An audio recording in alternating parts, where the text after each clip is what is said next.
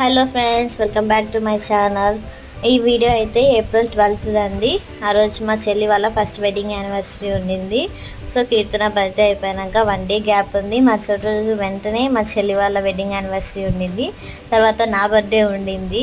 So ఈరోజు 12th రోజు అయితే వాళ్ళు ఈ విధంగా అరేంజ్మెంట్స్ అయితే చేశారు. ఇంట్లో కాకుండా అక్కడైతే డెకరేషన్ అయితే భలేగా ఉండిందండి. ఫొటోస్ కానీ వీడియోస్ కానీ భలే ఉండింది. డెకరేషన్ చూడండి, వీడియోలో చూపిస్తాను.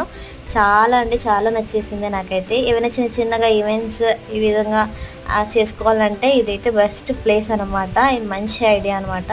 సో మా వాళ్ళు ఇంకా లాస్ట్లో అయితే వెజ్ పప్స్తో మేము ఆ రోజు ఆర్డర్ చేసుకొని వెజ్ పప్స్ అయితే ఆర్డర్ చేసుకున్నాము.